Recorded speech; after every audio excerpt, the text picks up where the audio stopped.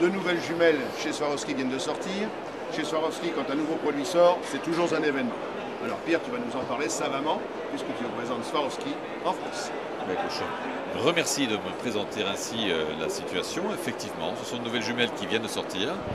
L'année passée, je ne sais pas si tu te souviens, nous avons sorti des nouvelles EL 42 Swarovision, donc des jumelles qui sont parfaitement nettes, avec une image jusqu'au bord du champ de vision qui respecte parfaitement la verticalité de ce que tu observes, donc plus aucune déformation optique.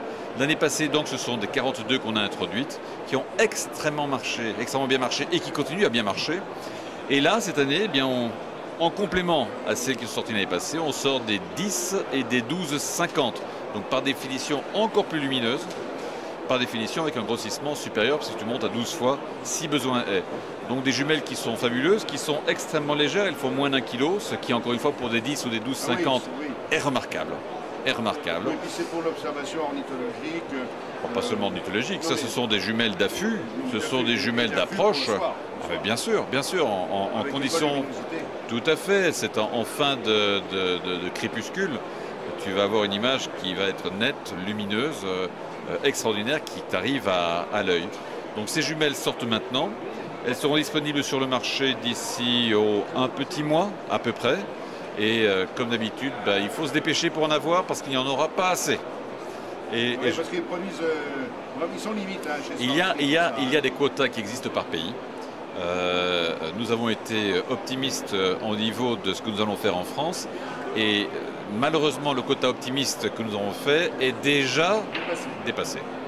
Donc ce sont des jumelles qui vont bien marcher et qui marcheront bien, surtout pour les chasseurs, soit dans la montagne, qui ne vont pas chasser quand même trop loin parce qu'il faut se déplacer avec des jumelles, mais qui vont surtout bien marcher dans tout ce qui est est de la France, dans tout ce qui est forêt assez obscure, dans tout ce qui est Sologne, voilà des zones où manifestement ces jumelles sont appelées à avoir un très bel avenir. C'est là où on rencontre beaucoup de gros gibier en fait. Tout à fait. Donc là on a un produit. Donc une netteté de quelle distance à quelle distance? Écoute, de 2 mètres, comme ça.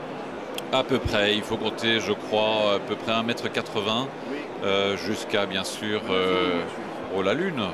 La Lune, les 12-50, ce sont des jumelles aussi, qui sont des jumelles qui peuvent intéresser des astronomes.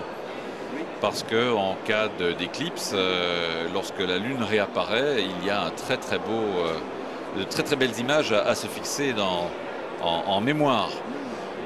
Les 12, c'est un ratio de grossissement qui est assez fréquent dans le monde de l'astronomie, même si ce n'est pas un monde qui est très équipé de la jumelle. Là, ce sont surtout des lunettes astronomiques qui sont vendues. Mais encore une fois, la jumelle 12-50, oui, c'est aussi un modèle qui leur convient parfaitement. Disons qu'on peut avoir partout, alors qu'une lunette astronomique, on n'attend pas partout non plus. Exactement. Et puis encore une fois, elles sont extrêmement lumineuses.